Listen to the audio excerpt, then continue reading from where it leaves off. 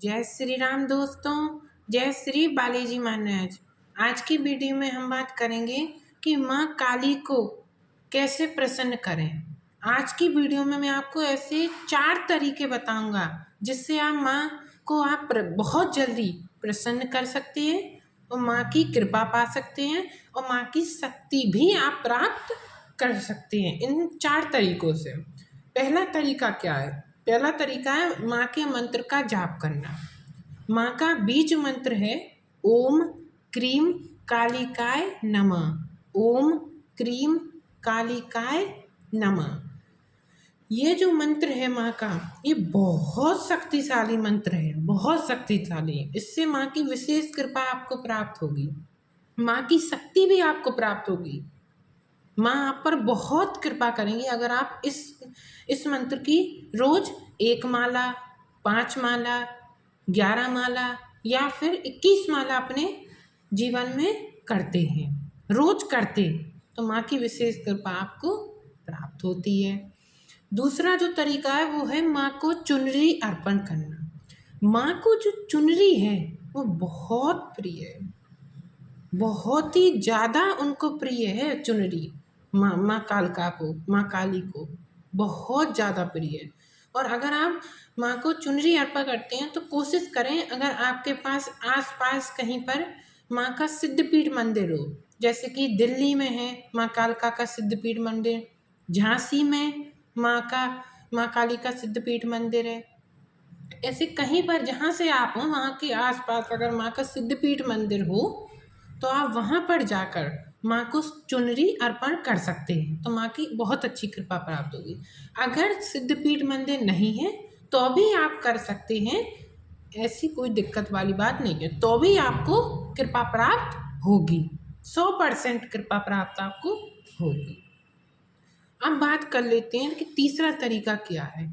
तीसरा तरीका है माँ को 16 श्रृंगार अर्पण करना। अगर आप माँ को 16 श्रृंगार अर्पण करते हैं तो माँ की विशेष कृपा आपको प्राप्त होती है, माँ की शक्ति प्राप्त होती है, माँ आपके हर पल साथ रहती है। माँ को 16 श्रृंगार अर्पण करने से आप कभी भी वो वाला श्रृंगार मत लें जो मंदिर के बाहर मिलता है, 10-20 रुपए का जो पैकेट का जो श्रृंगार आता है वो बिल्कुल रद्दी क्वालिटी का होता है, वो ना लें।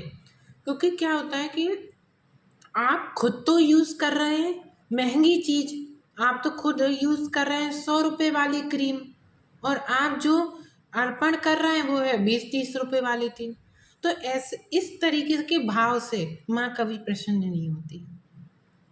इसलिए कभी भी आप 16 श्रृंगार ही माँ को अर्पण करें, जो 10-20 रुपये वाला जो बाहर मिलता है पैकेट में वो यूज़ ना करें। अलग से आप बाज़ार में जाकर माँ के लिए आप 16 श्रृंगार लेकर आएँ और माँ को अर्पण करें। अब वो 16 श्रृंगार माँ को अर्पण करने के बाद क्या करना है, आपको ये करना है, आप माँ के मंदिर में गए, आपने दोनों हाथ ऐसे फैलाकर आपको माँ से प्रार्थना करनी है, हे माँ मैं आपके लिए ये 16 श्रृंगार लेकर आया हूँ या लेकर आई हूँ, जो भी मतलब लेकर जा रहा है। माँ मेरे 16 श्रृंगार को स्वीकार कीजिए और मुझ पर कृपा कीजिए। कोई मनोकामना है आपकी वो भी आप माँ से मांग सकते हैं, और फिर उस 16 श्रृंगार को वहीं झुलाकर आपको अपने घर पर ले आना है, फिर आपको उसको यूज़ करना है। उसको वहाँ पर आपको ऐसे ही किसी को नहीं देना। आप 16 श्रृंगार ले गए, माँ से आपने प्रार्थना की, फिर आपको उस 16 श्रृंगार को घर पर ले आना है। आप लोग यूज़ कर सकते हैं, माता बहनें उसको यूज़ कर सकती हैं 16 श्रृंगार को। अगर वो खुद यूज़ ना करना चाहें तो वो किसी और को भी दे सकती है। वैसे खुद यूज़ करेंगी तो बहुत अच्छी कृपा होगी, और खुद ही यूज़ करना चाहिए हमको, मैं तो ये आपको सलाह दूंगा।